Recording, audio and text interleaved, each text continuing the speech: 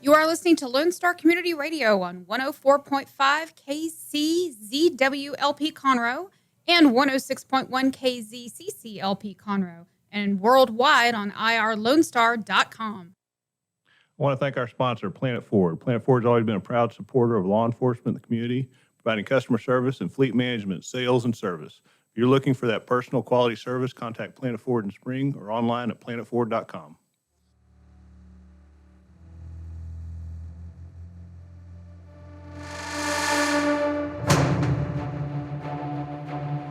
You're listening to Crime Scene Today. I'm your host, Dan Zentek, where we cover law enforcement issues facing law enforcement with crime scene investigations, forensics. Today I have co-host Chelly Rossi joining me, and we're going to talk about a case that actually is recently in the news.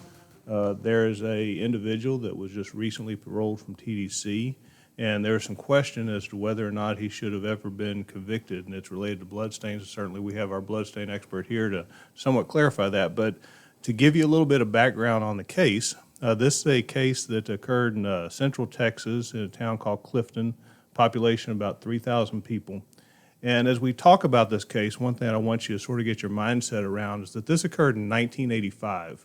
So as we start talking about evidence and start talking about things, you need to realize that the internet was not around, cell phones were not around, DNA technology that we experience today is not as it was back then.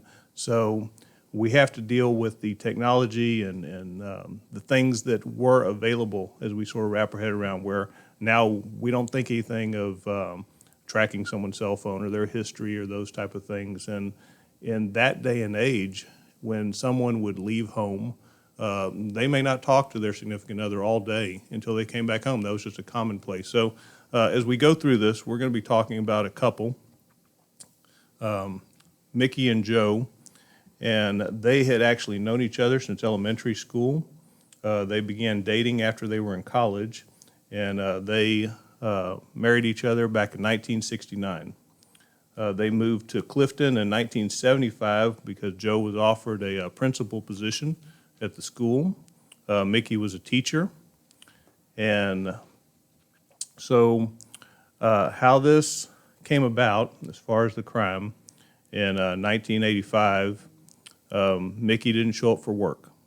So they got concerned. It's very unusual, and they headed out to the house.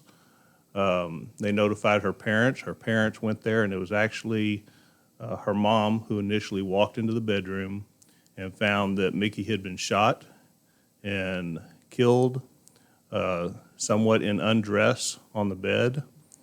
And at the time, her husband, Joe, who again was a principal, was attending the Texas Association for Secondary Principal Conference in Austin, which was about an hour and a half, 2 hours away from where they lived. Notice was given to him by the director of the association. His reaction when he found out about Mickey's death was, as we would assume, he was in shock. He was crying for hours. He was very upset at the news. And he, of course, returned home, and that's sort of where the investigation began as they started looking into this. There were no eyewitnesses that came forward. There was nothing that led anyone to follow up at that time, just sort of check in the area. Now,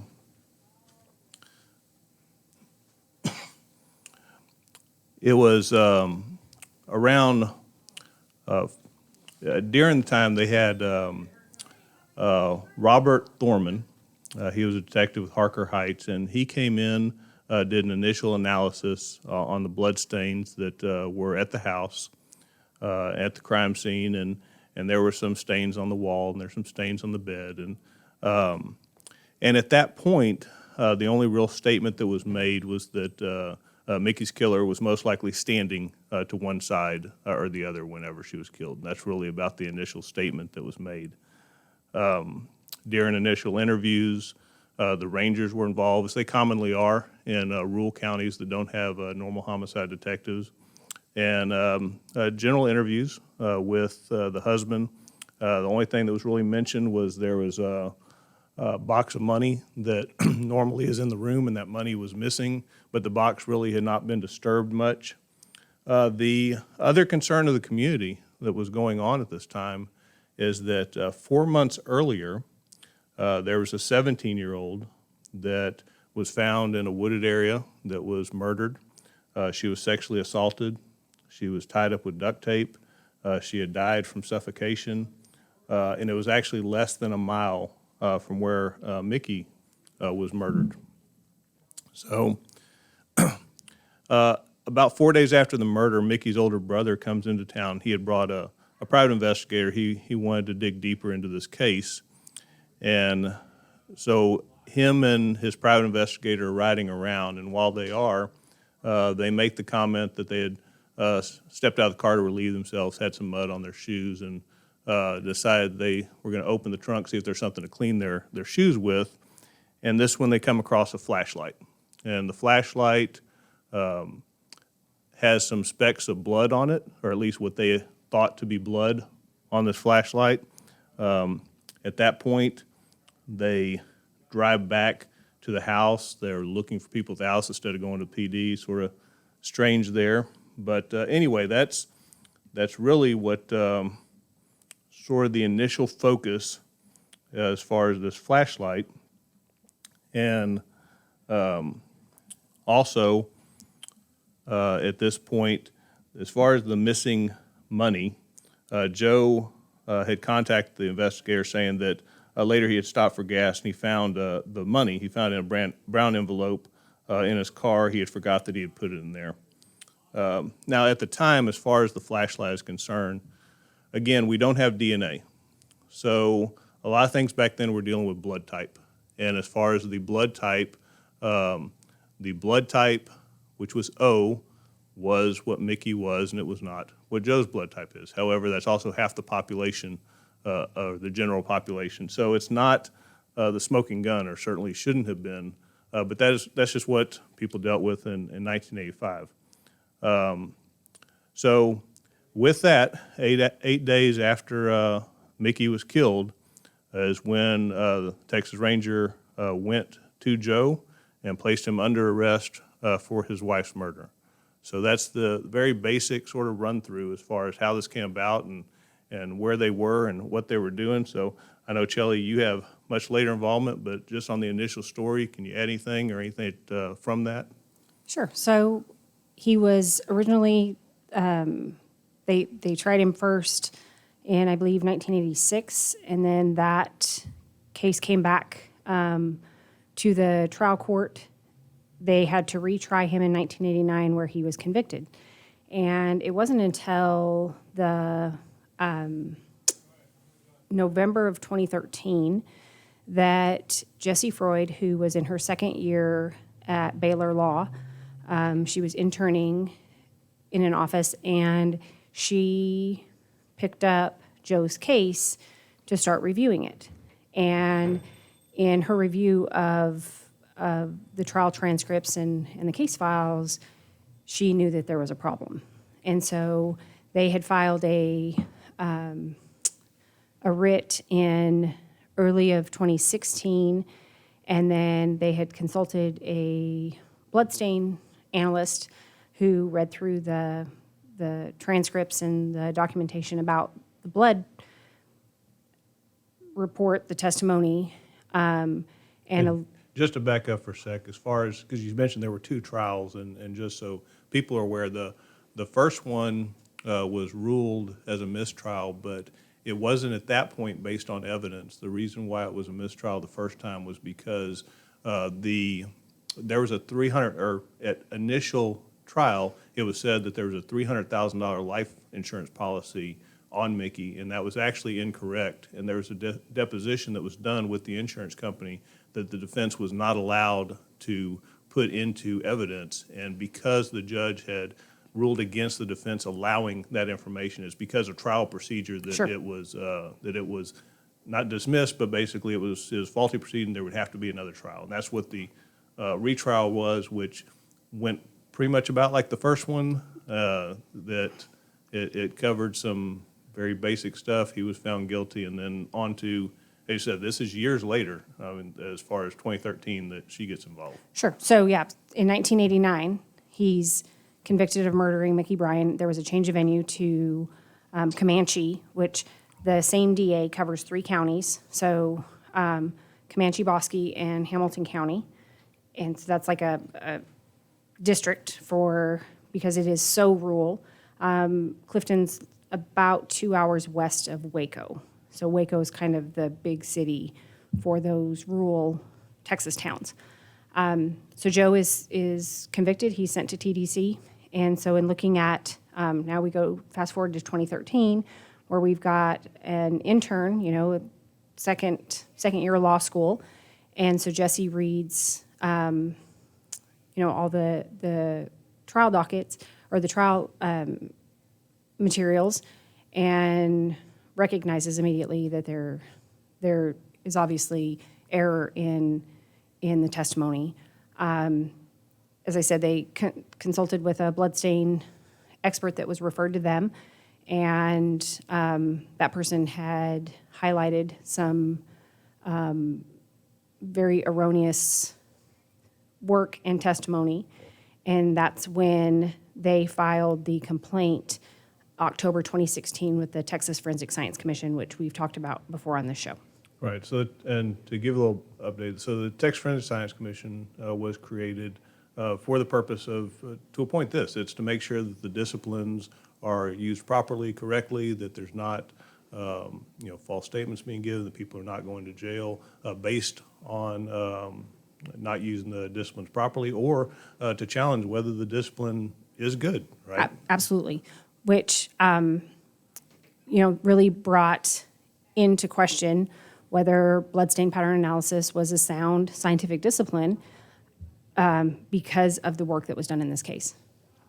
So as far as going over bloodstain, so the initial thing that I had read on it, again, was that the initial statement made. Now this is prior to the flashlight being found. This is just initial walkthrough of the scene, that nothing could really be determined besides just what side maybe the person was standing when they shot. Right.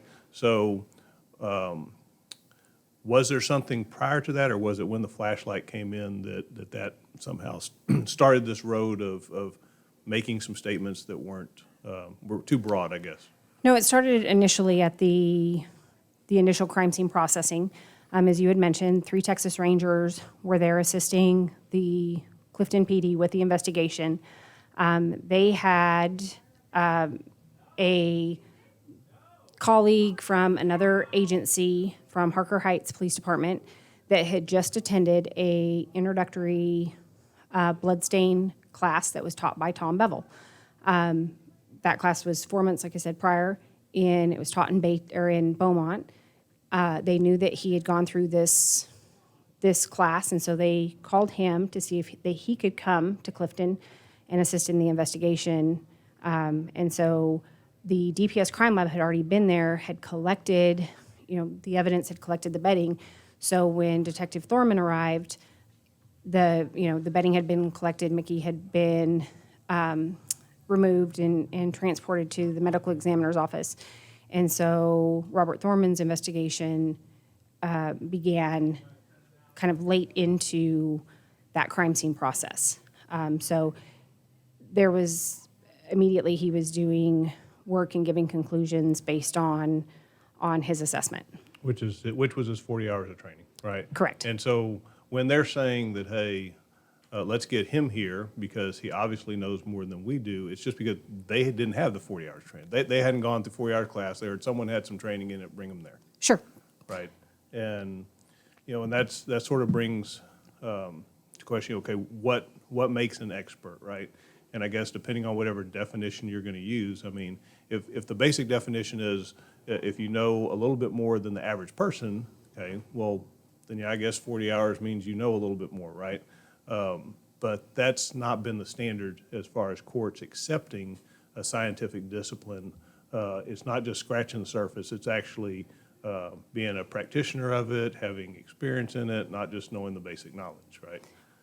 Right, and I think we've talked about before on this podcast that you can sit in a class and you can listen to instruction a week, 40 hours, 8 to 5, Monday through Friday, and it doesn't mean that you understand it to a degree of scientific knowledge. And it was very apparent that in not only reading Robert Thorman's initial report, but reviewing 2 trial transcripts, that the foundational training that he received, he didn't understand the concepts. Well, and that goes to, you instruct, you teach bloodstain, I teach photography. So, let's face it, okay, out of the 20 students, 25 students, okay, they're not all A students, right? They're not all grasping the concepts completely. There's some superstars that we have come through the class, and there's some others that barely struggle to get out of it, right? So, yeah, just because you have the 40 hours doesn't mean that you have full concept. And I've also seen people that because they go through it, they make some statements they believe that they think are true, that they think they got out of that, but they haven't got the whole concept. They haven't wrapped their head around it.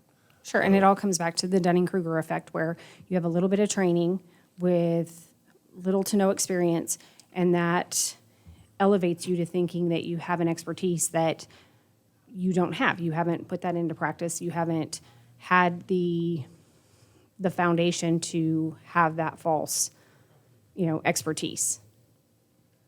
So, so looking at just some other things as far as what came up at trial, because we have to go back. What was the solid evidence? Because as we talk about, and we haven't got there yet, but as we talk about the flashlight, which seems to be the big thing that they harp on, but the other things they bring up, because you have to question, as many things in all of our cases, we hardly ever weigh a whole case on one piece of evidence, right? Sure. And maybe that's a progression. Maybe that's, I'm speaking 1985 to, current 2020, but normally we have to have way more than that to say this particular person.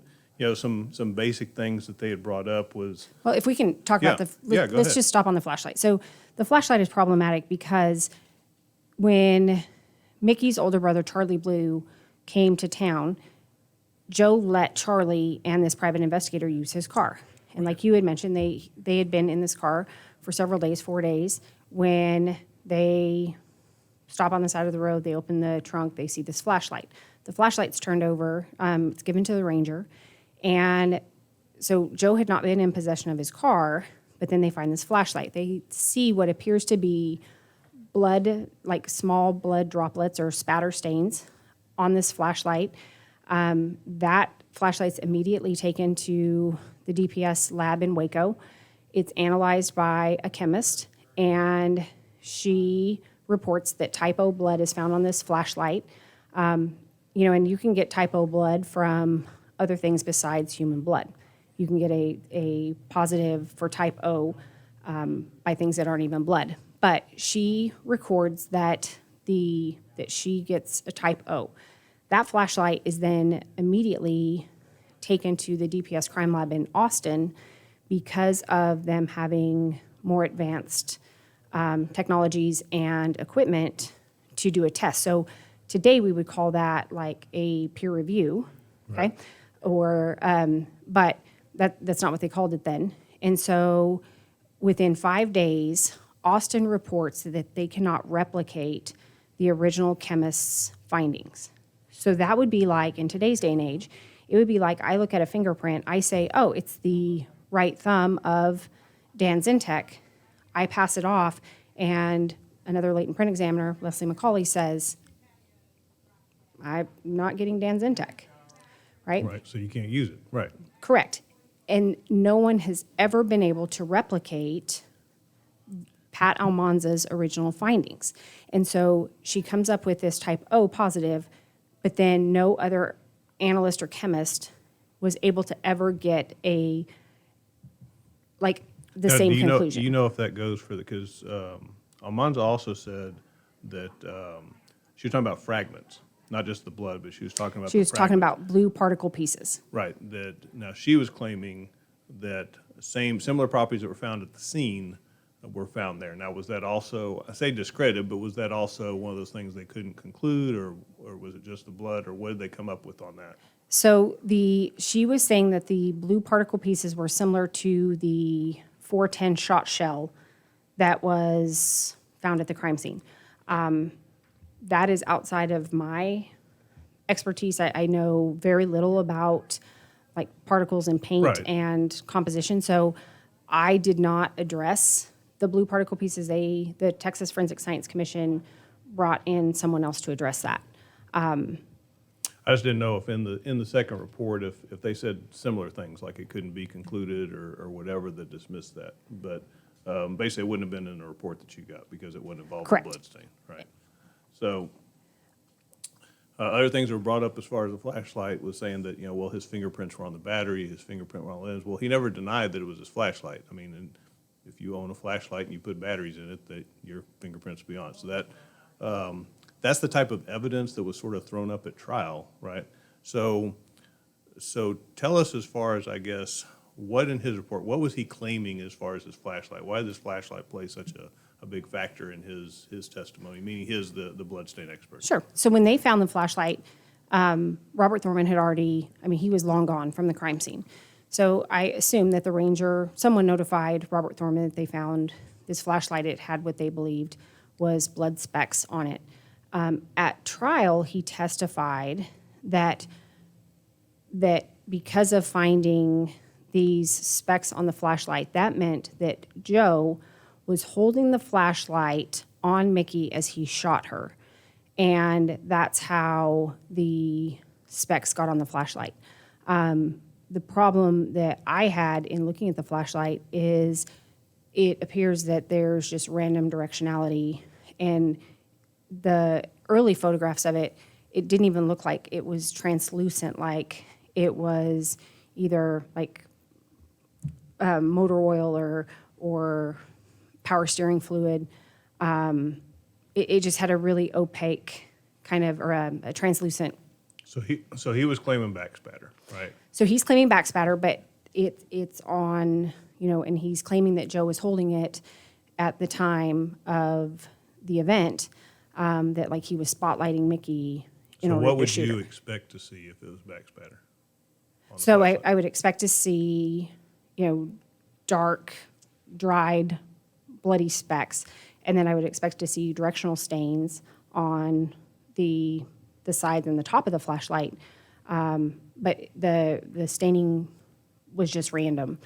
The DNA results, when they went back and tested the flashlight, they got DNA on the handle of the flashlight, but none of that was Joe's.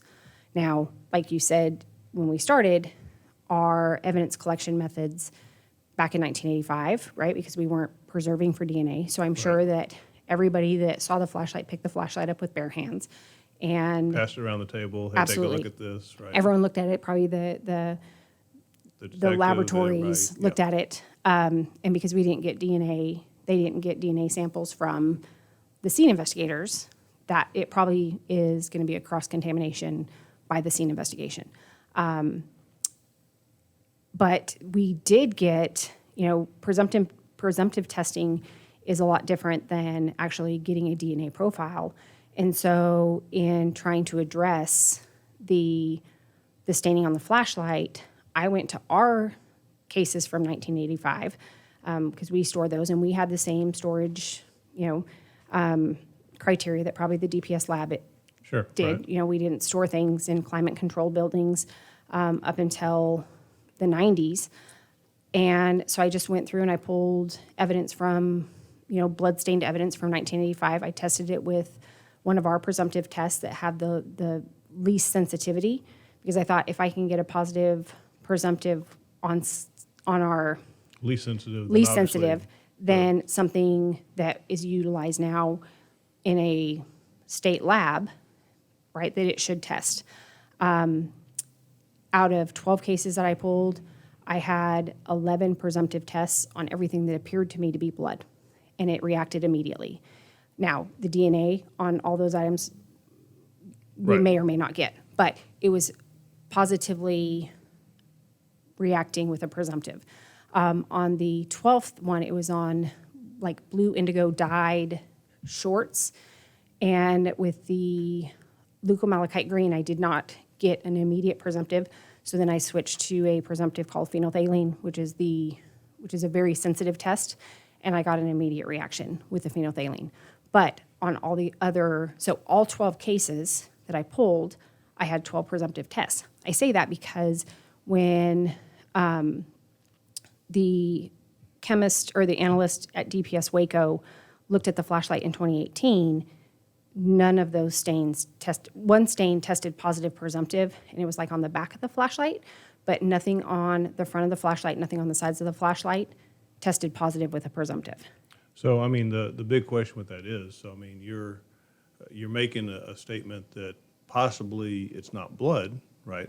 But they're saying that they got a type O for blood on it. So how does that link? So I'm not sure how that happens. I mean, we could speculate all day long. My concern is that a statement was made to a ranger that they had a specific blood type, and 5 days later, when the DPS Austin lab looked at it in their bench notes, they say that on nothing on that flashlight can they replicate the findings from DPS Waco. And so that to me is very concerning. Sure. On, how does that happen? And I'm not sure that Pat Almanza ever rectified. Nowadays our concern would be that it was dry labbing, right? That it looks like blood. We're just what's Mickey's blood type? O type, well, it's probably type O. Right. But I don't want to make, Sure, and again, it goes back. I mean, things have definitely changed from '85 to now, right? Sure. So, I mean, what could have been normal standard practice and not with the purpose of giving out bad information, but that was just normal practice back then, is certainly different than today. Some other forensic evidence that came up that really was never clarified. They found 2 human hairs found in the cardboard box of the trunk that did not belong to either Joe or his wife. They had 13 latent prints in the master bedroom. Again, that could have been before the murder, but those did not belong to them. Palm print on the headboard, it did not match Joe's. The problem is with Mickey's palms, they were taking an autopsy, and apparently when they took them, it was performed incorrectly, so it couldn't be used for comparison. So there were other things that were out there that obviously didn't get tested. But so back to the blood stain, we talk about problems with the flashlight. Were there, you made comments of problems with the initial assessment, the blood stains on the bed, and I'm gathering that they did we call it 3D modeling, where we have a positional type of thing and whatnot. So were there some issues with that? Yes. So without going into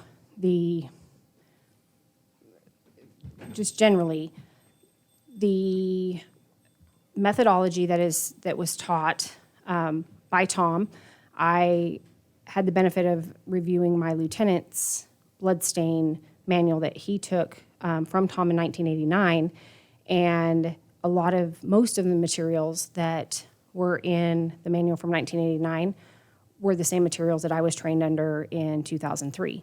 So, everything has pretty much remained consistent from, the very beginning coursework in bloodstain. And so in looking at Robert Thorman's initial report, he took the instruction on the methodology on how to do specific processes, like, finding an area of convergence, finding an area of origin, which means in 3-dimensional space where a person was, or the source of blood, where it would have come from. He did not identify the correct pattern, right? There was another wall that should have been utilized. Instead, he used the wall behind the bed. He then improperly took strings from blood stains and then strung them to the saturation stain in the middle of the bed, but then made a comment in trial that, it's because he didn't have the sheets. Well, the whole science behind doing an area of origin is that all you need You're is not going this, to the stain, or you're right. not going to All the you need is saturation. the stains. You don't need anything else in the room. If you had the back wall, if there was an impact pattern on the back wall, you use individual stains from that impact pattern, and just based on the angle. I mean, the that most simplistic thing is, Yes. is stains can give you an angle, and it's Yep. what angle that string or whatever you're using is coming off of there. Correct. And so you could have removed the carpet, the bed, the headboard, all the furniture in the room. And if you had that back wall, you could then correctly determine where Mickey was at one of the 4 times that she was shot. It's not going to tell you what shot it was. He then went on to extrapolate that his strings, because he only used 5 stains, that his strings only crossed in 3 places, and that's because you know, he learned that she was shot 4 times, but the reason why it only crossed in 3 places is because for the first 3 shots, she was alive, but for the last one, she had already expired because you don't get blood from a dead body. And so he just said these very, and Right. it's comical to, someone who understands and I mean, yes, because it's like, wait, he said what? You know, and so it was those kind of things that he just matter-of-factly stated, you know, in both trials. And, you know, from the trial in 1986 and then the trial again in 1989, his testimony was almost identical. So that says to me that from the training he initially had in 1985, by the time he's testifying in 1989, he's had no additional training. That's what I was because about to ask. So he does not comprehend what he's testifying Was to. he still a detective at the second trial? Yes. So he was still out there. He was still Sure. practicing with the still limited training. Right, and he did testify that while this was the first bloodstain case that he had worked, since that time, he's had lots of experience in other crime scene cases. And so for someone like me that's now going back looking at what he's testifying to, I'm like, oh my gosh, there's more Joes out there that potentially, you know, are sitting in prison based on a person that does not understand the fundamentals of what he's testifying to. Right, and you know, to also be clear, I mean, it requires more than just I guess a bad investigator on top of it. You have to have a lot of people involved in looking at the case. The thing that really stood out to me was just again, the lack of evidence. It's a very small amount of evidence that's used to put someone in prison for life. But again, I guess maybe that has to do with the rural town.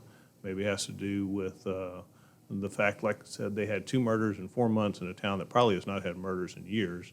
They're looking for someone. They're looking to clear this, put someone in prison. So again, there's a lot of factors that go into that. But that being said, with his testimony, and along with, I know there were numerous appeals along the way. Was he involved in the appeal? Did anybody approach him on this to try to rectify some of his comments and things? They did. I think it's important also to note, though, that, you know, when, like, the biggest question that I get is, okay, like, how did this one guy, right? How did this one guy, you know, why was his testimony so important, okay? And so when you think about it, if you're a juror, okay, in 1985, without the resources that we have, and you have a guy that walks in and he says, this is who I am. I was notified by 3 Texas Rangers because I possess a skill set that the Rangers don't have. So they needed me. So I came in and, you know, he answered all the questions, right? Who? Joe Bryan did it. You know, how? Well, he drove to Austin. He then got in his car with an eye condition that prevented him from driving at night in a rainstorm, drove 120 miles back to Clifton, shot his wife 4 times while holding a flashlight on her, changed clothes, got back in a car because there was no blood ever found inside of his car, got back in his car, drove back to Austin, didn't have a wreck, didn't stop for gas, didn't break down, parked in the same spot that he had left the Hyatt Regency downtown in, parked his car in the exact same spot like it was left open, showed up downstairs at the hotel for breakfast, met with all of his other principal friends, was attending the principal conference when he was pulled out of the conference when he's told that Mickey had been killed. And so he testifies that all of these things happened. He gives an explanation, or there's testimony that gives an explanation of why Joe would do this. He tells the when, he tells, the where. And so he answers all the questions. And the defense doesn't call a bloodstain expert to refute what Robert Thorman says.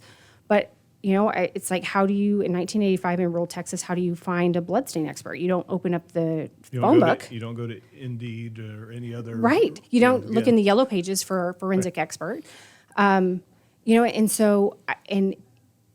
so much so that even on cross-examination, the defense, when they kind of question him about some things that just seem bizarre about what he's saying, and he testifies to what he believes is scientific fact, such as that blood on like regular carpet, so he says all blood in a crime scene is dry within 7 minutes. He said blood evaporates after 46 inches. So he knows that, Joe was standing at least 46 inches away because that's how come blood didn't get on him, but yet supposedly it got on the flashlight. He testified that he'd never seen the flashlight until trial, but now that he's looked at it, then he starts giving all of these opinions about what it is, how it occurred. Then he testifies that blood on shag carpet dries 4, maybe 5 seconds faster than regular carpet because of the prongs that stick up.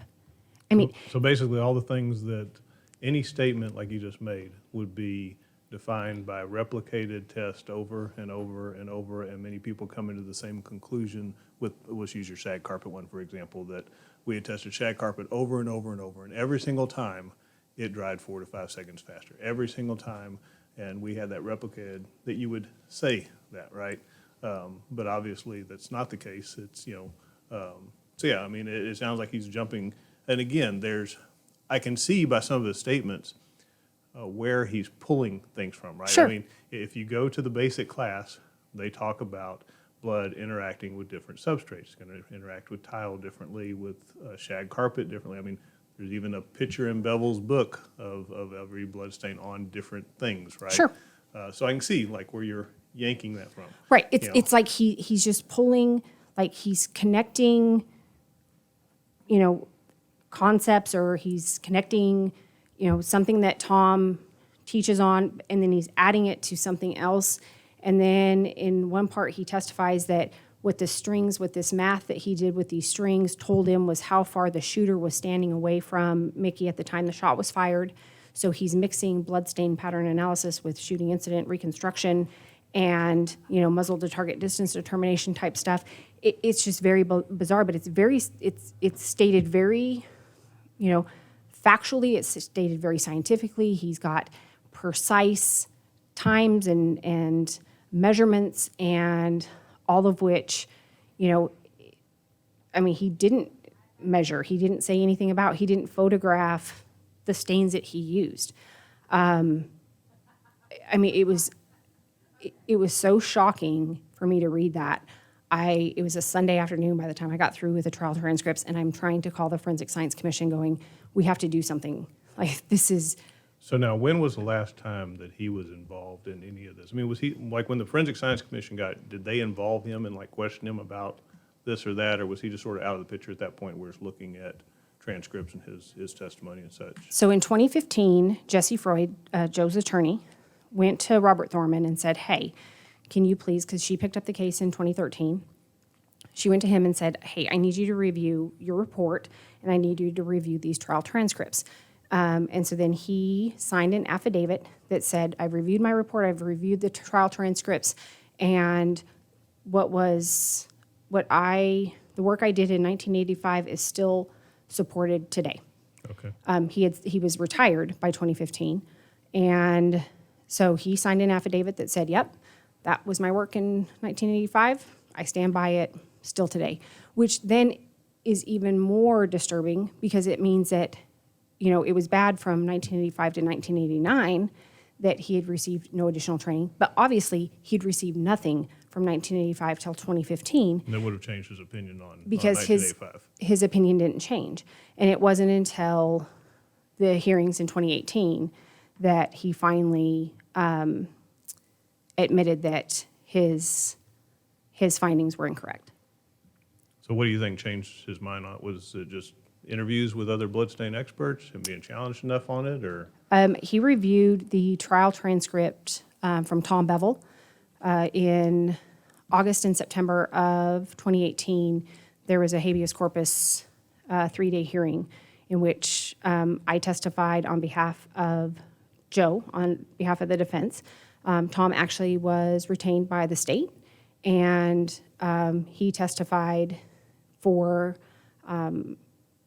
that district, and our findings were very similar. And so when Robert Thorman saw that Tom, the person that instructed him, right, said that his statements were scientifically unsupportable, then he wrote an affidavit that basically said he's aware that he didn't do some things correctly. He didn't apply the correct application. However, he said, but I didn't lie. So he didn't make it up. He just didn't, he made it up, but he just didn't understand right. how, he didn't understand the concepts. He didn't understand the methodology. He didn't purposely try to sway. He didn't make it up with the purpose. No, he believed what he was Right. saying. He believed was it, true. even though it was inaccurate and taken to a different way. So, getting on to the appeal process, because obviously we're speaking of again 2018, 2016, I guess, or 2015, I think he said, and obviously as we'll get to, he wasn't let out of prison until last month, March 31st. So basically, where are we at on the appeal? What's happening on the appeal between 2015 and this year? So in 2015, they went to him. He wrote the affidavit that said, nope, that's science. In 2016, they filed a complaint with the Forensic Science Commission. Okay, the commission reviews it. In the spring of 2017, Pam Koloff, who is a writer-reporter for ProPublica and the New York Times, did a deep dive into Joe's case. And in May of 2018, she published a 2-part series that goes really in-depth. And that's actually where a lot of this came from. This is part of her work, and actually both a link to ProPublica's announcement when he was released and to the 2-part investigation is on crimesceneaday.com, and it's also on our Facebook posting on this. Awesome. And Pam did an amazing job. There was in the articles really detail. She did a fabulous job at chronicling this whole story. She's not a fan of bloodstain pattern analysis. And rightfully so, right? Because of how she came at it, and what she was faced with and looking what it did to Joe. I completely support her position on that. I try to change her mind, going, hey, look, let's compartmentalize that and let's put that, Right. over here. But she really is very passionate about what she does, equally so as how much I'm passionate about what I do. And, she really is an amazing woman. She's an amazing writer, and she's my friend. And I appreciate what she did by bringing Joe's story to the forefront. So she did that in 2018. Yep. And I know she had a couple of videos and things, interviewed with him and stuff. So what happened after 2018? So I was asked by the Forensic Science Commission at the end of April to look at this case, to advise the commission on all aspects that dealt with bloodstain and bloodstain pattern analysis. So that's kind of where I came into Joe's case. I issued a report to the commission that was on their July of 2018 quarterly meeting. And then in September, August and September, I actually became the expert for the defense. So because of my report to the commission, basically saying that the bloodstain work that was done was scientifically unsupportable, and then gave examples, kind of what we talked about here. And then we had the 3-day habeas corpus hearing that was in Comanche.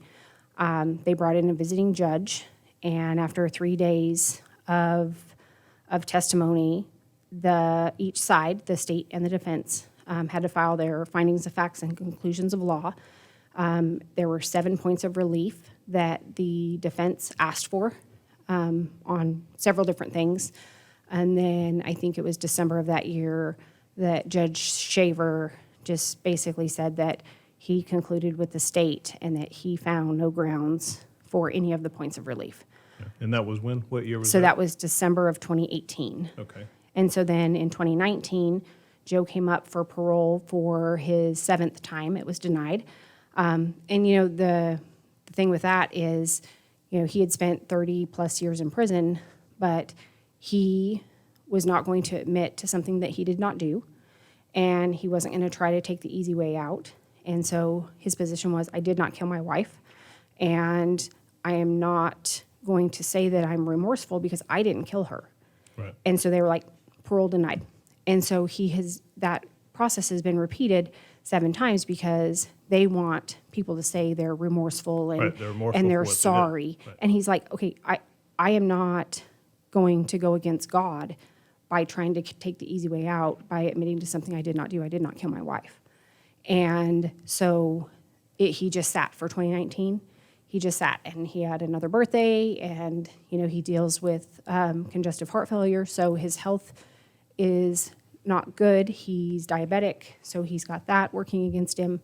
And then, so we rock into 2020, and then we have COVID that is... Now, did anything happen between the 2019 appeal? When the judge says, I agree with the state, is there any other hearings, any Sure. other So appeals then that have happened before then? It's appealed to the Texas Court of Criminal Appeals in Austin.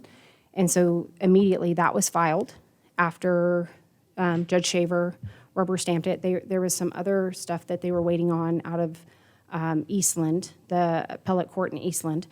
And that came back that, and I'm not really, that really didn't deal with bloodstain, so I know a little bit about it, but not enough to explain it. But there was that cooking, and then the Court of Criminal Appeals in Austin denied his His request appeal. or whatever, Yep. his appeal. And so then that felt like, okay, like what else is there? Like the only thing left, right, other than a pardon by the president, I think you can go to the U.S. Supreme Court, which I think is where it's at now, or that's where it's heading, is to the U.S. Supreme Court.